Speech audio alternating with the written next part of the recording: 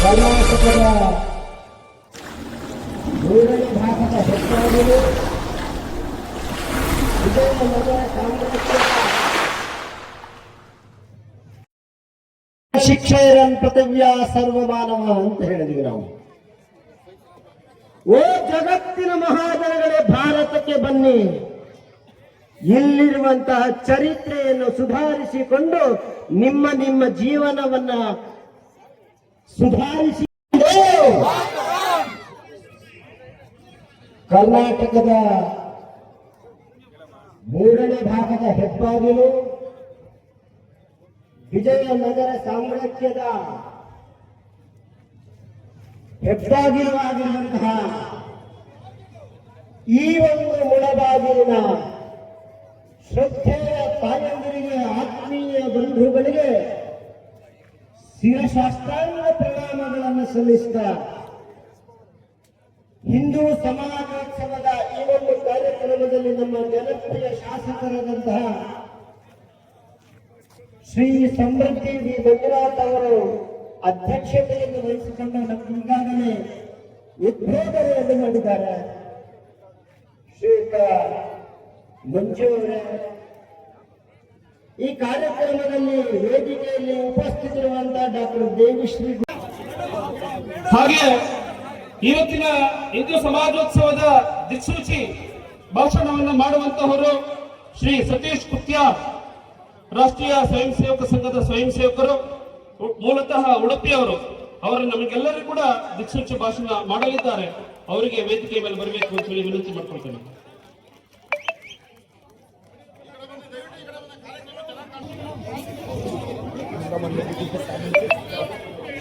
ಈಗ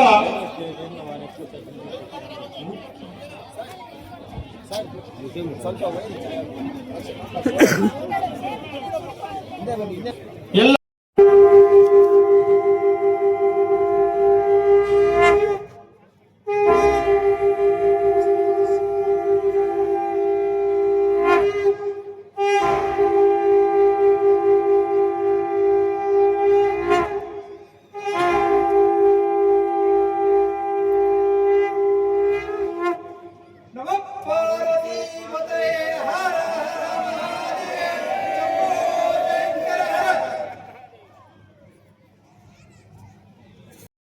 ಅದು ನಮ್ಮ ಹೊಸಕೋಟೆ ಭಾಗದಲ್ಲಿ ಬಿಟ್ಟು ನಾನು ಮುಳಬಾಗಿಲ ಕೇಕ್ ಬಂದೆ ಅಂದ್ರೆ ನಾನು ನಮ್ಮ ಅಧ್ಯಕ್ಷ ನಂಬರು ಮಿಸ್ ಮಾಡ್ಕೊಂಡಿದ್ದೆ. ಆದ್ರೂ ಇವತ್ತು ಅಧ್ಯಕ್ಷರು ಬೆರೀತಾರಂತ ನನ್ನ ಕನಸಲ್ಲೂ ತಿಳ್ಕೊಂಡಿರ್ಲಿಲ್ಲ. ನಾವು ಬರೀ ವೇದಿಕೆ ಮೇಲೆ ನೋಡ್ತಿದ್ದೆ, ಆದ್ರೆ ಇವತ್ತು ನಾವೆಲ್ಲ ಒಂದು ಸಂಭ್ರಮದ ಒಂದು ಹಬ್ಬ ನೋಡ್ತಾ ಇದ್ದೀವಿ.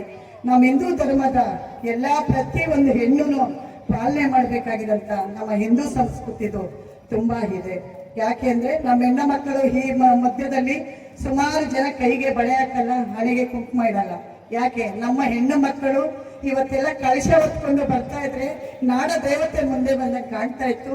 ಆ ಹೆಣ್ಣು ಮಕ್ಕಳ ಜೊತೆ ನಾನು ಅಷ್ಟು ದೂರ ನಡೆದಿದ್ದೀನಿ. ಯಾಕೆಂದ್ರೆ ಮಹಿಳಾ ಆಯೋಗದಲ್ಲಿ ಅಷ್ಟೇ ನಡೀತಾ ಇದೆ. ಇವತ್ತು ಇಡೀ ಕರ್ನಾಟಕದಲ್ಲಿ ಮುಂಭಾಗದಲ್ಲಿ ಮುಳಬಾಗದಲ್ಲಿ ನಡೆದಿದ್ದೀನಿ. ಎಷ್ಟೋ ಕಿಲೋಮೀಟರ್ ನನ್ನ ಲೈಫಲ್ಲಿ ನಾನು ನಡೆದಿದ್ದೀನಿ, ಮುಳಬಾಗದಲ್ಲಿ ನಾನು ನಡೆದಿದ್ದೀನಿ. ನಾನು ಹೆಣ್ಣು ಮಕ್ಕಳಿಗೆ ಮತ್ತೊಮ್ಮೆ ಧನ್ಯವಾದಗಳು ತಿಳಿಸ್ತೀನಿ. ಯಾಕೆಂದ್ರೆ ಇವತ್ತು ನಾಡಿನ ಬೆಳಕು ಅವರಲ್ಲಿ ಕಾಣ್ತಾ ಇತ್ತು. ಖಂಡಿತವಾಗ್ಲೂ ಮುದ್ದಾದ ಮನಸ್ಸುಗಳು ನನ್ನ ಅಣ್ಣ ತಮ್ಮಂದ್ರು ಸಾಕಷ್ಟು ಜನ ಮುದ್ದಾದ ಮನಸ್ಸಿಟ್ಕೊಂಡ್ರೆ ಇವತ್ತು ಕೇಸರಿ ತೊಡೆ ಕಟ್ಟಿಕೊಂಡು ಶ್ರೀರಾಮನ ತರ ಎಲ್ಲರೂ ನನ್ನ ಅಣ್ಣ ತಮ್ಮಂದ್ರು ಮುದ್ದು ಮುದ್ದಾಗಿ ಬರ್ತಾ ಇದ್ರೆ ನಿಜವಾಗ್ಲೂ ನೋಡಕ್ಕೆ ಎರಡು ಕಣ್ಣು ಸಾಕಾಗ್ತಾ ಇರಲಿಲ್ಲ. ಇವತ್ತು ಇಡೀ ನಮ್ಮ ಹೊಸಕೋಟೆ ಭಾಗದಲ್ಲಿ ಬಿಟ್ಟು ಮುಳಬಾಗದಲ್ಲಿ ನೋಡ್ತಾ ಇದ್ರೆ ಇಡೀ ಕರ್ನಾಟಕದ ಹೆಸರುಪಡುವಂತ ಜಾಗದಲ್ಲಿ ಇವತ್ತು ನಾನು ನಿಂತಿದ್ದೀನಿ ಅಂತ ನನಗೆ ನಿಜವಾಗ್ಲೂ ವೇದಿಕೆ ಸಿಗ್ತೈತೆ ಅಂತ ನಾನು ಕನ್ಸಲ್ಲಿ ಇರಲಿಲ್ಲ. ನಾನು ಮುದ್ದಾದ ಮಕ್ಕಳಂತೂ ತುಂಬಾ ಆರ್ಭಟ ಮಾಡ್ತಾ ಇದ್ದ ಮಕ್ಕಳಿಗೆ ನಾನು ಮತ್ತೊಮ್ಮೆ ಹೃದಯಪೂರ್ವಕವಾಗಿ ಧನ್ಯವಾದಗಳು ಹೇಳ್ತೀನಿ. ಮಕ್ಕಳ ಸಮಿತಿ ಅಂತ ಮಾಡಿದ್ದೆ ನಾನು ಮೊದಲನೇ ಸಾರಿ. ಇವತ್ತು ಮಕ್ಕಳ ಆಯೋಗ ಅಂತ ಮಾಡ್ಕೊಂಡಿದ್ದಾರೆ. ದಯವಿಟ್ಟು ನಾನು ಮುದ್ದಾದ ಮಕ್ಕಳು ನೋಡಿ ನಾನು ತುಂಬಾ ಖುಷಿ ಪಟ್ಟೆ. ಮುಳಬಾಗಿಲ ಕ್ಷೇತ್ರದಲ್ಲಿ ನಾನು ಏನಾದ್ರೂ ಕಾರ್ಯಕ್ರಮ ನಡೆದ್ರೆ ಅದು ಕನ್ನಡ ರಾಜ್ಯೋತ್ಸವ ಅಷ್ಟೇ ನೋಡ್ತಾ ಇದ್ದೆ. ಆದರೆ ಇವತ್ತು ನೋಡಿದ್ದು ಕನ್ನಡದ ನಕ್ಷತ್ರಗಳನ್ನು ನೋಡ್ತಾ ಇದ್ದೆ. ಇವತ್ತು ನಾನು ಮುದ್ದಾದ ಮಕ್ಕಳೊಬ್ಬ ಧ್ವಜಾರೋಹಣ ಮಾಡ್ತಾ ಇದ್ರು. ತುಂಬಾ ಖುಷಿ ಆಗ್ತಾ ಇದೆ. ಆ ತಾಯಂದ್ರು ಮುದ್ದು ಮಕ್ಕಳು ಇಟ್ಕೊಂಡು ಇಷ್ಟಪಡ್ತಾ ಇದ್ದೆ ಹೆಣ್ಣು ಮಕ್ಕಳಿಗೆ ನಾನು ನಿಜವಾಗ್ಲೂ ಮುಂದಿನ ದಿನದಲ್ಲಿ ಪ್ರತಿ ಹೆಣ್ಣಿಗೂ ನಾನೇ ಸೀರೆ ಕುಂಕುಮ ಕೊಡ್ತೀನಿ.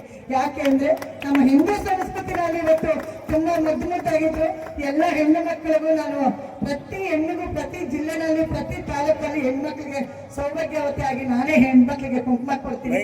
ಮುಳಬಾಗಿಲಲ್ಲಿ ಇವತ್ತು ನೋಡಿ ನನಗೆ ನಿಜವಾಗ್ಲೂ ನಾನು ನಾಗಲಕ್ಷ್ಮಿ ಮೇಡಮ್ ಎಲ್ಲ ಕಡೆ ಮಹಿಳಾದಲ್ಲಿ ಕೂಡ ನಮ್ಮ ಮುಳಬಾಗಿಲ ಬಗ್ಗೆ ನಾನು ವೇದಿಕೆಯಲ್ಲಿ ಹಂಚ್ಕೊಳ್ತೀನಿ. ಯಾಕೆಂದ್ರೆ ಇವತ್ತು ನನ್ನ ಅಣ್ಣ ತಮ್ಮಂದ್ರು ಇಷ್ಟು ಜನ ಟೈಮ್ ಕೊಟ್ಟು ನಮ್ಮ ಹಿಂದೂ ಸಂಸ್ಕೃತಿನ ಉಳಿಸ್ತಾ ಇದ್ದಾರಲ್ಲ ಅವ್ರಿಗೆ ನಾನು ಮತ್ತೊಮ್ಮೆ ಎಲ್ಲರಿಗೂ ನಮ್ಮ ಡಿಪಾರ್ಟ್ಮೆಂಟ್ಗೂ ಸೇರಿ ನಾನು ಧನ್ಯವಾದಗಳು ತಿಳಿಸ್ತಾ ಇದ್ದೀನಿ. ಬಂಧುಗಳೇ, ಇವತ್ತು ನಮ್ಮ ಹಿಂದೂ ಸಂಸ್ಕೃತಿನ ಎಷ್ಟೋ ಜನ ಹಾಳು ಮಾಡ್ಬೇಕು ಅಂತ ಬಂದಿದ್ದಾರೆ, ಆಗ್ಲಿಲ್ಲ. ಯಾಕೆ ಅಂದ್ರೆ ನಮ್ಮ ಹಿಂದೂ ಸಂಪ್ರದಾಯದಲ್ಲಿ ನಾವು ಹುಟ್ಟಿದೀವಿ, ಅಕ್ಕಪಕ್ಕ ಹಿಂದಿದ್ದಂತ ಹೆಣ್ಣು ಮಕ್ಕಳನ್ನ ತಗೊಂಡಾಗ ಅಲ್ಲಿ ಇಲ್ಲಿ ಬಿಡ್ತಾ ಇದ್ದಾರೆ. ದಯವಿಟ್ಟು ನಮ್ಮ ಹಿಂದೂ ಸಂಸ್ಕೃತಿನ ಯಾರೇ ಬಿಟ್ಕೊಳ್ಬೇಡಿ. ಏನೇ ಒಂದು ಸಂಕಷ್ಟ ಅಂದ್ರೆ ಖಂಡಿತವಾಗ್ಲೂ ನಮ್ಮ ಹಿಂದೂ ಸಂಸ್ಕೃತಿಯಲ್ಲಿ ಶ್ರೀರಾಮ ಅಂತವರು ವನವಾಸ ಹೋದಾಗೂ ಕೂಡ ನಮ್ಮ ಹಿಂದೂ ಬಗ್ಗೆ ತುಂಬಾ ಒಂದೊಂದು ಬುಕ್ಕು ನಮ್ಮ ಮಕ್ಕಳಿಗೆ ಕಲಿಸ್ಕೊಡಿ. ಏನೇ ಗೊತ್ತಿಲ್ಲದಂತ ಮಕ್ಕಳಿಗೆ ಶ್ರೀರಾಮನ ಬಗ್ಗೆ ಹೇಳಿ, ದೇವರ ನಾಮ ಹೇಳ್ಕೊಡಿ. ನಿಜವಾಗ್ಲೂ ಇವತ್ತಂತೂ ನಾನು ಹೇಳಕ್ಕೆ ಪದಗಳಿಲ್ಲ ನನ್ನ ಹತ್ರ. ಇನ್ನೂ ಸ್ವಲ್ಪ ಹೊತ್ತು ಮಾತಾಡಬೇಕು ಅಂದ್ಕೊಂಡಿದ್ದೆ. ನನ್ನ ಮುದ್ದು ಹೆಣ್ಣು ಮಕ್ಕಳ ಬಗ್ಗೆ ಮಹಿಳಾ ಆಯೋಗದಲ್ಲಿ ಮಾತಾಡ್ತೀನಿ ಅಂತ ಹೇಳ್ತಾ ಮಾತಾಡಕ್ಕೆ ಅವಕಾಶ ಕೊಟ್ಟಂತ ನನ್ನ ಮುದ್ದು ಅಣ್ಣ ತಮ್ಮಂದ್ರು, ನನ್ನ ಸ್ನೇಹಿತರು, ನನ್ನ ಹೆಣ್ಣು ಮಕ್ಕಳಿಗೆ ಹೃದಯಪೂರ್ವಕವಾಗಿ ಧನ್ಯವಾದಗಳು ತಿಳಿಸ್ತಾರೆ. ನಮಸ್ಕಾರ. ಜೈ ಕರ್ನಾಟಕ. ಅಷ್ಟೇ ಅಲ್ಲ, ವಾಯು ಅಂತ ನಾವು ಪೂಜೆ ಮಾಡ್ತಿದ್ದೀವಿ. ಪ್ರಾಣದೇವರು ಹನುಮಂತ ಇಲ್ಲೇ ಇದ್ದಾನೆ ಮುಳಬಾಗಿಲಲ್ಲಿ. ಆ ಹನುಮಂತನನ್ನ ನಾವು ಪ್ರಶ್ನೆ ಮಾಡಿದ್ರೆ ಇದು ಯಾವ ಒಂದು ವಾಯು ಯಾವ ಧರ್ಮ ಅಂತ ಕೇಳಿದ್ರೆ ಆ ಹನುಮಂತನು ಹೇಳ್ತಾನೆ ಇದು ಹಿಂದೂ ಧರ್ಮ, ಸನಾತನ ಧರ್ಮ ಅಂತ. ಈ ಸನಾತನ ಧರ್ಮ ಹಿಂದೂ ಧರ್ಮದ ಬಗ್ಗೆ ಇನ್ನೆಷ್ಟು ಬೇಕು, ನಾವು ಇನ್ನೆಷ್ಟು ಆಧಾರಗಳನ್ನ ಕೊಡಬೇಕು ನೋಡಿ. ಎಲ್ಲಾ ಧರ್ಮಗಳು ಹೀಗಿರೋ ಅಂತ ಹೇಳುತ್ತೆ, ಎಲ್ಲಾ ಧರ್ಮಕ್ಕೂ ಇದೇ ರೀತಿ ಇರಬೇಕು ಅಂತಿದೆ. ಆದ್ರೆ ಸನಾತನ ಧರ್ಮದಲ್ಲಿ, ಹಿಂದೂ ಧರ್ಮದಲ್ಲಿ ಯಾವುದೇ ವ್ಯಕ್ತಿ ಆಗಿರ್ಬೋದು, ಯಾರೇ ಆಗಿರ್ಬೋದು, ಮಾನವೀಯತೆಯಿಂದ ಜೀವನ ಮಾಡುವಂತ ಮಾತ್ರ ಹೇಳುವಂತ ಧರ್ಮ ಯಾವ್ದಾದ್ರು ಇದೆ ಅಂತಂದ್ರೆ ಅದು ಕೇವಲ ಸನಾತನ ಧರ್ಮ ಮಾತ್ರನೇ, ಅದೇ ಹಿಂದೂ ಧರ್ಮ. ಈ ಹಿಂದೂ ಧರ್ಮದಲ್ಲಿ ನಾವು ಸೂರ್ಯನನ್ನ ಆರಾಧನೆ ಮಾಡ್ತಿದ್ದೀವಿ. ಈ ಸೂರ್ಯ ಭಗವಂತ ಬೆಳಗ್ಗೆ ವಿಶೇಷವಾಗಿ ನಾವು ಬೆಳಗ್ಗೆ ಸೂರ್ಯೋದಯವನ್ನು ನೋಡ್ತೀವಿ. ಸಾಯಂಕಾಲ ಸೂರ್ಯ ಅಸ್ತ ಆದ ನಂತರ ಸೂರ್ಯ ಎಲ್ಲಿ ಹೋಗ್ತಾನೆ ಅಂತಂದ್ರೆ ನಮಗೆ ಊರ್ಧ್ವವಾಗಿ 7 ಲೋಕ, ಇನ್ನು 7 ಲೋಕ ಕೆಳಗಡೆ ಲೋಕ, 17 ಲೋಕಗಳು. ಆದ್ರೆ ಪ್ರತಿ ಲೋಕಕ್ಕೂ ಹಗಲೆಲ್ಲ 7 ಲೋಕಗಳು, ರಾತ್ರಿ ಎಲ್ಲ 7 ಲೋಕಗಳು. ಆದ್ರೆ ಸೂರ್ಯ ದೇವರನ್ನ ಪೂಜೆ ಮಾಡ್ತೀವಿ ನಾವು, ಪ್ರತಿನಿತ್ಯ ನೋಡ್ತಾ ಇದ್ದೀವಿ. ನಿಮ್ಮ ಹಿಂದೂ ಸನಾತನ ಧರ್ಮಕ್ಕೆ ಪ್ರಣವ ಮಂತ್ರ ಏನಪ್ಪಾ ಅಂತಂದ್ರೆ ಓಂಕಾರ ಅಂತ ಹೇಳ್ತೀವಿ ನಾವು. ಓಂಕಾರ ಎಲ್ಲಿಂದ ಬರ್ತಿದೆ? ನಿಮ್ಮ ಮನಸ್ಸಲ್ಲಿ, ನಿಮ್ಮ ವಾಯುವಿನಲ್ಲಿ, ನರನಾಡಿಗಳಲ್ಲೂ ಸಹ ಓಂಕಾರ ಆವಿರ್ಭವಿಸಬೇಕಾದ್ರೆ ಅದಕ್ಕೆ ಜೀವನಾಡಿ ಬೇಕು. ಆ ಜೀವನಾಡಿ ಯಾವುದು ಅಂತಂದ್ರೆ ಈಗಿನ ವಿಜ್ಞಾನಿಗಳೇ ಹೇಳ್ತಿದ್ದಾರೆ, ಅದಕ್ಕೆ ಜೀವನಾಡಿ ಯಾವುದು ಅಂತಂದ್ರೆ ಸೂರ್ಯನಾರಾಯಣ ಅಂತ. ಆ ಸೂರ್ಯನಿಂದ ರಶ್ಮಿಗಳಿಂದ ಬರ್ತಕ್ಕಂತಹ ವೇಗದಲ್ಲಿ ಒಂದು ಶಬ್ದ ಬರುತ್ತೆ. ಆ ಶಬ್ದದ ಹೆಸರೇ ಓಂಕಾರ. ಆಕಾರ, ಉಕಾರ, ಮಕಾರಗಳು ಸೇರಿದ್ರೆ ಓಂಕಾರ ಅಂತ ಪ್ರಣವ ಮಂತ್ರ ಇರ್ತಕ್ಕಂಥದ್ದು ಈ ಸನಾತನ ಧರ್ಮ. ಈ ಧರ್ಮದ ಬಗ್ಗೆ ಎಷ್ಟು ಹೇಳಿದ್ರು ಸಾಕಾಗಲ್ಲ. ನನ್ನ ಬಗ್ಗೆ, ಈ ಒಂದು ಧರ್ಮದ ಬಗ್ಗೆ ಹೆಮ್ಮೆ ಎಷ್ಟು ಅಂತಂದ್ರೆ ಋಷಿಗಳ ಪೂರ್ವದಲ್ಲಿ ಹೇಳ್ತಾ ಇದ್ರು, ಹಿಂದೂ ಸನಾತನ ಧರ್ಮ ಅನ್ನೋದು ತುಂಬಾ ದೊಡ್ಡದು. ಇದನ್ನ ಗಾತ್ರನೂ ಇಲ್ಲ, ಇದಕ್ಕೆ ಯಾವುದೇ ರೀತಿಯ ಹಿಡಿತನೂ ಇಲ್ಲ, ಇದರ ಬಗ್ಗೆ ಚರ್ಚೆ ಮಾಡೋಕ್ಕೂ ಸಾಧ್ಯ ಇಲ್ಲ ಅಂತ ಗುರುಗಳು ಹೇಳ್ತಾ ಇದ್ರು. ಯಾಕೆ ಅಂತಂದ್ರೆ ಈ ಒಂದು ಸನಾತನ ಧರ್ಮದ ಬಗ್ಗೆ ಯಾರಾದ್ರೂ ಹೇಳಬೇಕು, ಮಾತಾಡಬೇಕು ಅಂತಂದ್ರೆ ನಮ್ಮ ಹಿಮಾಲಯ ಪರ್ವತಗಳನ್ನ ಒಂದು ಪೆನ್ನಾಗಿ ತಗೊಂಡು, ಲೆಕ್ಕಣಿಯಾಗಿ ತಗೊಂಡ್ರೆ, ಈ ಸಮುದ್ರವನ್ನೆಲ್ಲ ಶಾಯಿಯಾಗಿ ತಗೊಂಡಾಗ ಅದರ ಬಗ್ಗೆ ಈ ಆಕಾಶವನ್ನ ಪತ್ರವಾಗಿ ತಗೊಂಡು ಎಲ್ಲ ಈ ಸನಾತನ ಧರ್ಮದ ಬಗ್ಗೆ, ಹಿಂದೂ ಧರ್ಮದ ಬಗ್ಗೆ ಬರಿತಾ ಹೋಗ್ತಿದ್ರೆ ಶಾಯಿನೂ ಖಾಲಿಯಾಗಿರುತ್ತೆ. ಆದ್ರೆ ಈ ಒಂದು ಹಿಮಾಲಯ ಪರ್ವತಗಳು ನಾವೇನಂತ ಪೆನ್ನಾಗಿ ತಗೊಂಡಿದ್ದೀವೋ ಅದು ಕರಗಿ ಹೋಗಿರುತ್ತೆ. ಆದ್ರೆ ಪತ್ರ ಇನ್ನೂ ಒಳ್ಳೆ ಇರುತ್ತಂತೆ. ಅಷ್ಟು ದೊಡ್ಡದು ನಮ್ಮ ಈ ಸನಾತನ ಧರ್ಮ, ಹಿಂದೂ ಧರ್ಮ. ಹಿಂದೂ ಧರ್ಮ ಪ್ರಪಂಚಕ್ಕೆ ಏನು ಕೊಟ್ಟಿದೆ ಅಂತ ಹೇಳಿದ್ರೆ ನಾವು ಎಲ್ಲವರು ಹೇಳ್ಬೋದು, ಮಾನವೀಯತೆ ಕೊಟ್ಟಿದೆ. ನಮ್ಮ ಹಿಂದೂ ಧರ್ಮ ಅಹಿಂಸೆ ಪರಮೋ ಧರ್ಮ ಅಂತ ಹೇಳ್ತಿದೆ. ಹಿಂಸೆಯಿಂದ ನಾವು ದೂರ ಇರ್ತಕ್ಕಂಥ ಧರ್ಮ ಈ ಹಿಂದೂ ಧರ್ಮ. ಜ್ಞಾನವನ್ನು ಕೊಟ್ಟಿದೆ. ಜ್ಞಾನಕ್ಕೆ ಹಿಂದೂ ಧರ್ಮ. ವೇದಗಳು ಹುಟ್ಟಿದ್ದು ಇಲ್ಲಿ. ವೇದದಿಂದ ಬಂದಿದ್ದು ವಿಶಿಷ್ಟವಾದ ಜ್ಞಾನ. ಈಗಿರ್ತಕ್ಕಂತಹ ಪರಮಾಣು ಸೈನ್ಸ್ ಆಗಿರ್ಬೋದು, ರಾಕೆಟ್ ಸೈನ್ಸ್ ಆಗಿರ್ಬೋದು, ಎಲ್ಲವೂ ಋಗ್ವೇದದಿಂದ ಬಂದಿರತಕ್ಕಂಥದ್ದು. ಆ ಋಗ್ವೇದಕ್ಕೆ ಮೂಲ ನಮ್ಮ ಭಾರತ ದೇಶ, ಈ ಅಖಂಡ ಭಾರತ, ಈ ಸನಾತನ ಧರ್ಮ, ಈ ಹಿಂದೂ ಧರ್ಮ. ಅದೇ ವಿಧಾನವಾಗಿ ಮನುಷ್ಯನ ಜೀವನ ಶೈಲಿ, ಆರೋಗ್ಯ, ಸುಶ್ರುತಿ ಸಂಹಿತಿ ಇದು ಹೇಳ್ತಿದೆ. ಯೋಗ ಶಾಸ್ತ್ರವನ್ನು ಕೊಟ್ಟಿದೆ. ಪ್ರಪಂಚಾದ್ಯಂತ ಯೋಗವನ್ನ ಅಧ್ಯಯನ ಮಾಡ್ತಿದ್ದಾರೆ. ಪ್ರತಿಯೊಬ್ಬರು ಕೊನೆಯಲ್ಲಿ ಕೇಳೋದು ಒಂದೇ, ನಮ್ಮ ಧರ್ಮ ಹೇಳ್ತಾ ಧರ್ಮದ ನೀತಿ ಪಾಠವನ್ನ ನಾವು ಹೇಳಿಕೊಟ್ಟು ಅವರ ಜೊತೆ ನಾವು ನಡೆಯುತ್ತಿದ್ದರೆ ಅವರು ನಡೀತಾರೆ.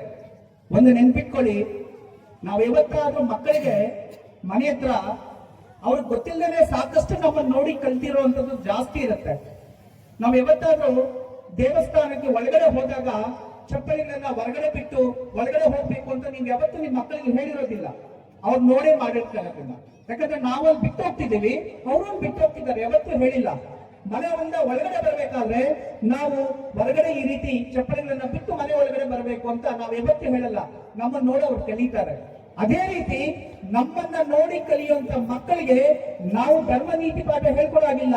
ನಾವು ಧರ್ಮವನ್ನ ಪಾಲನೆ ಮಾಡಿದ್ರೆ ಸಾಕು. ಆ ಧರ್ಮವೇ ಅವರನ್ನ ಕಾಪಾಡುತ್ತೆ. ಧರ್ಮೋ ರಕ್ಷತಿ ರಕ್ಷಿತಃ ಅಂತ ಹೇಳೋದು ಈ ಸನಾತನ ಧರ್ಮ, ಹಿಂದೂ ಧರ್ಮ. ಪೂರ್ವದಲ್ಲಿ ಈ ಹಿಂದೂ ಧರ್ಮವನ್ನ ಸಾಕಷ್ಟು ಹಿಂದೂ ಧರ್ಮದ ಬಗ್ಗೆ ಅವಹೇಳನ ಮಾಡೋರು ಇದ್ರು, ಹೊಗಳವರು ಇದ್ರು, ಸಾಕಷ್ಟು ಜನ ಇದ್ರು.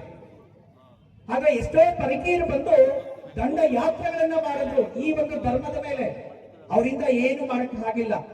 ಆಗ ಸುಮಾರು 200 300 ವರ್ಷಗಳ ಮಧ್ಯದಲ್ಲಿ ಈ ಧರ್ಮವನ್ನ ವಿಭಜನೆ ಯಾವ ರೀತಿ ಮಾಡೋದು ಅಂತ ಹೇಳಿ ಸಾಕಷ್ಟು ಜನ ಚರ್ಚೆ ಮಾಡಿದ್ರು. ಆ ಪರಕೀಯರೆಲ್ಲರೂ ಕೂತ್ಕೊಂಡು ಚರ್ಚೆ ಮಾಡ್ತಿರ್ಬೇಕಾದ್ರೆ ಆ ಸಮಯದಲ್ಲಿ ಆಗ ಇವರು ಇಷ್ಟು ಒಗ್ಗಟ್ಟಾಗಿದ್ದಾರೆ, ಇವರನ್ನ ಬೇರ್ಪಡಿಸಬೇಕು ಅಂದ್ರೆ ಒಂದೇ ಒಂದು, ಇಲ್ಲಿ ನಾವು ಜಾತಿ ಪದ್ಧತಿ ತರಬೇಕು ಅಷ್ಟೇ. ಅವಾಗ ಈ ಧರ್ಮವನ್ನ ಬೇರ್ಪಡಿಸಕ್ಕಾಗಲ್ಲ ಅಂತಂದ್ರು. ಆದ್ರೆ ಅದರ ಪೂರ್ವದಲ್ಲಿ ಇದ್ದಿದ್ದು ನಮ್ಮಲ್ಲಿ 4 ವರ್ಣಾಶ್ರಮಗಳು ಮಾತ್ರ. ಆದ್ರೆ ನಾನು ಹೇಳೋದು ಒಂದೇ, ಇಲ್ಲಿ ಜಾತಿ ಮುಖ್ಯ ಅಲ್ಲ, ಧರ್ಮ ಮುಖ್ಯ. ನಾವೆಲ್ಲರೂ ಒಂದೇ, ನಾವೆಲ್ಲರೂ ಒಂದೇ, ನಾವೆಲ್ಲರೂ ಒಂದೇ. ಎಲ್ಲರಿಗೂ ಇಲ್ಲಿಗೆ ಆಗಮಿಸಿರ್ತಕ್ಕಂತಹ ಎಲ್ಲ ಸನಾತನಿಯರಿಗೂ, ನನ್ನ ಹಿಂದೂ ಬಾಂಧವರೆಲ್ಲರಿಗೂ ಸಹ ಈ ಒಂದು ಮುಳಬಾಗಿಲ ಆದಿ ದೇವಾಲಯ, ಅರ್ಜುನ ಪ್ರತಿಷ್ಠಾಪಿತ ಆಂಜನೇಯ ಸ್ವಾಮಿ, ನರಸಿಂಹ ತೀರ್ಥರು, ಹೀಗೆ ಹಲವಾರು ದೇವಾಲಯಗಳೆಲ್ಲ ನಾಡು ಮತ್ತು ಸೂರ್ಯೋದಯ ಆಗತಕ್ಕಂತಹ ಮೂಡಲ ಬಾಗಿಲು, ಆ ಭಗವಂತನ ಸೂರ್ಯನಾರಾಯಣನ ಅನುಗ್ರಹ ತಮಗೂ ತಮ್ಮ ಎಲ್ಲ ಕುಟುಂಬ ಸದಸ್ಯರಿಗೆ ಇರಲಿ ಅಂತ ಹೇಳ್ತಾ ನನ್ನ ಈ ಭಾಷಣ ಮುಗಿಸ್ತಾ ಇದ್ದೀನಿ. ವಂದೇ ಮಾತರಂ. ಜೈ ಹಿಂದ್, ಜೈ ಶ್ರೀರಾಮ್, ಜೈ ಶ್ರೀರಾಮ್, ಜೈ ಶ್ರೀರಾಮ್. ಹಿಂದೂ ಭಕ್ತ ಬಾಂಧವರೆಲ್ಲರಿಗೂ ಸಹ ಶಿರಸಾ ವಂದನೆಗಳು. ಜೈ ಶ್ರೀರಾಮ್, ಜೈ ಶ್ರೀರಾಮ್, ಜೈ ಶ್ರೀರಾಮ್. ವೇದಿಕೆ ಮೇಲೆ ಆಸೀನರಾಗಿರ್ತಕ್ಕಂತಹ ಎಲ್ಲ ಗಣ್ಯ ವ್ಯಕ್ತಿಗಳಿಗೂ, ವಿಶೇಷವಾಗಿ ನಮಗೆ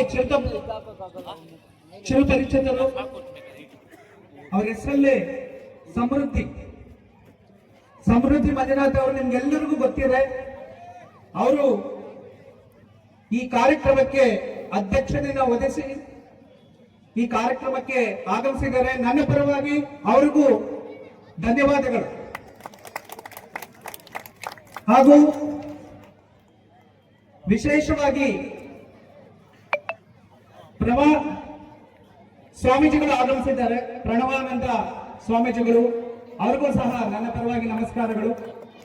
ಹಾಗೂ ವೆಂಕಟೇಶ್ ಆಚಾರ್ಯರು ಅವರು ಈ ಕಾರ್ಯಕ್ರಮಕ್ಕೆ ಆಗಮಿಸಿದ್ದಾರೆ. ನನ್ನ ಪರವಾಗಿ ಅವರಿಗೂ ಸಹ ಈ ಕಾರ್ಯಕ್ರಮಕ್ಕೆ ನಮ್ಮ ಎಲ್ಲರಿಗೂ ಸಹ ಉತ್ಸಾಹವನ್ನು ಕೊಟ್ಟು ಮತ್ತಷ್ಟು ಹುಮ್ಮಸ್ಸು ಕೊಟ್ಟು ಈ ಹಿಂದೂ ಸಮಾಜ ಸೇವೆಗೆ ಅವರು ಸಾಕಷ್ಟು ಶ್ರಮವನ್ನು ವಹಿಸಿ ಹಿಂದೂ ಸಮಾಜ ಸೇವೆಯನ್ನ ಪೂರ್ತಿ ಪ್ರಮಾಣವಾಗಿ ಅವರು ಎಷ್ಟೋ ಒಂದು ಸಾಹಿತ್ಯ ರೂಪದಲ್ಲಿ ನಮಗೆ ಕೊಡ್ತಾ ಇದ್ದಾರೆ. ಅವ್ರಿಗೂ ನನ್ನ ಪರವಾಗಿ ಶಿರಸಾ ವಂದನೆಗಳು. ಹಾಗೂ ಇಲ್ಲಿಗೆ ಆಗಮಿಸಿರ್ತಕ್ಕಂಥ ಎಲ್ಲ ಗಣ್ಯರಿಗೂ ಸಹ, ವಿಶೇಷವಾಗಿ ಈ ಹಿಂದೂ ಸನಾತನ ಧರ್ಮದ ಎಲ್ಲ ರುವಾರಿಯರಿಗೂ ಸಹ ನನ್ನ ಶಿರಸಾ ವಂದನೆಗಳು. ಈ ದಿನ ಈ ಹಿಂದೂ ಸಮಾವೇಶ, ನಮ್ಮ ಧರ್ಮ ಸನಾತನ ಧರ್ಮ.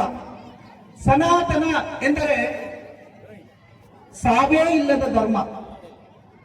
ಸನಾತನ ಇದಕ್ಕೆ ಆದಿಯೂ ಇಲ್ಲ, ಅಂತ್ಯವೂ ಇಲ್ಲ. ಅಂತಹ ಧರ್ಮ ಸನಾತನ ಧರ್ಮ. ಈ ಸನಾತನ ಧರ್ಮ ಹಿಂದೂ ಧರ್ಮ. ಇದರ ಬಗ್ಗೆ ಸಣ್ಣದಾಗಿ ನಿಮ್ಗೆ ಅರ್ಥ ಆಗ್ಬೇಕು ಅಂತಂದ್ರೆ ಒಂದು ವಿಷಯವನ್ನ ಹೇಳ್ತೀನಿ, ಕೇಳಿ. ಒಂದು ಕಥೆಯ ರೂಪದಲ್ಲಿ ಹೇಳ್ತೀನಿ. ವಿದೇಶಿಯರು ಒಮ್ಮೆ ಭಾರತಕ್ಕೆ ಬಂದರು. ಆ ಹಿಮಾಲಯ ಪರ್ವತದಲ್ಲಿ ಸಾಕಷ್ಟು ಋಷಿಮುನಿಗಳೆಲ್ಲರೂ ಸಹ ಧ್ಯಾನವನ್ನ ಮಾಡ್ತಾ ಇರ್ತಾರೆ.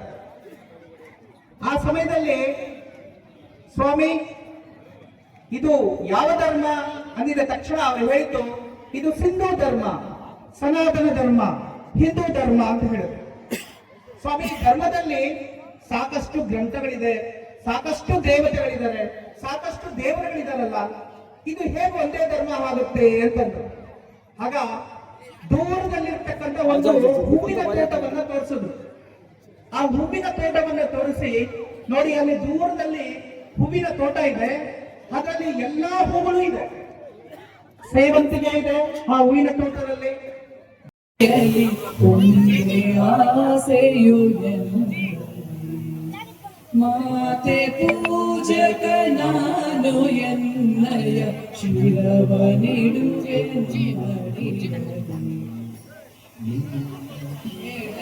ತೊಡರುಗಳೆಲ್ಲ ತುಳಿಯುತ್ತ ಮುಂದೆ ನೋಡುವೆ ಭರದಲ್ಲಿ ನಿನ್ನ ನಾಮ ನಿನಾದವಾಗಲಿ ಶ್ರಮಿಪಿನ ಪ್ರತಿ ಕ್ಷಣದಲ್ಲಿ ನಿನ್ನ ಗೌರವ ಗೆದುರುವ ತನ್ನ ಕಿರೀಟವನ್ನ, ಹಿಮದ ಕಿರೀಟವನ್ನ ಮಾಡಿಕೊಂಡು ಕಾಲಡಿ ನದಿ ಸಮುದ್ರಗಳನ್ನ ಹರಿಸುತ್ತಾ ಪೂರ್ವ ಪಶ್ಚಿಮ ಭಾಗಗಳಲ್ಲಿ ಅಗಾಧವಾದ ಭೂಮಿ ಸಂಪತ್ತನ್ನ ಪಡೆದು ನಮ್ಮ ತಾಯಿ ಭಾರತಿ ನಮ್ಗೆಲ್ಲ ಪ್ರೇರಣೆಯನ್ನ ನೀಡ್ತಾ ಇದ್ದಾರೆ. ಅಂಥ ಪ್ರೇರಣೆಯನ್ನ ನೀಡ್ತಿರುವಂತ ಈ ಪುಣ್ಯ ಭೂಮಿಯಲ್ಲಿ ನಾವೆಲ್ಲ ಜನ್ಮ ಪಡೆದಿದ್ದೀವಿ ಮತ್ತು ಈ ಭಾಗದಲ್ಲಿ ನಾವೆಲ್ಲ ಹುಟ್ಟಿ ಬೆಳೆದಿದ್ದೇವೆ. ಅದಕ್ಕೆ ಮುಳುಬಾಗಲು. ಮುಳುಬಾಗಲು ಸೂರ್ಯನ ಮೊದಲ ಕಿರಣವನ್ನ ಬೀಳುವಂತ ಭಾಗವೇ ಮೂಡಲ ಭಾಗ. ಅರ್ಜುನ ಪ್ರತಿಷ್ಠಾಪನೆ ಮಾಡಿರುವಂತಹ ವೀರಾಂಜನೇಯನ ಶಕ್ತಿ ಕೇಂದ್ರ ವಿರೂಪಾಕ್ಷಿ. ನಾವೆಲ್ಲ ಕೇಳಿರೋ ಹಾಗೆ ಅದು ನಮ್ಮ ರಾಜಧಾನಿ. ಪುರಂದರ ದಾಸರ ದಾಸ ಸಾಹಿತ್ಯವನ್ನ ಹೊತ್ತು ನಿಂತಹ ನಮ್ಮ ಶ್ರೀಪಾದರಾಜನ ಮಠ. ಹಾಗೆ ಸಪ್ತ ಮೋಕ್ಷಗಳಲ್ಲಿ ಒಂದಂತಹ ಆವಣಿ ಕ್ಷೇತ್ರ, ಸಾಲಿಗ್ರಾಮದಿಂದ ಕೂಡಿರುವಂತಹ ಶ್ರೀ ಗಣೇಶ. ಹೀಗೆ ಅನೇಕ ದೇವಾಲಯಗಳ ನಗರವಾಗಿರುವಂತಹ ಮುಳುಬಾಗಿಲಲ್ಲಿ ನಾವು ಇಟ್ಟು ವಿಜೃಂಭಣೆಯಿಂದ ಹಿಂದೂ ಸಮಾಜೋತ್ಸವವನ್ನು ಆಚರಣೆ ಮಾಡ್ತಾ ಇದ್ದೀವಿ. ಇವತ್ತಿನ ಮುಳುಬಾಗಿಲು ಹಿಂದೂ ಸಮಾಜ ಎಷ್ಟು ಪ್ರೇರಣೆಯಾಗಿದೆ ಅಂತ ಹೇಳಿದ್ರೆ, ರಸ್ತೆಯ ಉದ್ದದ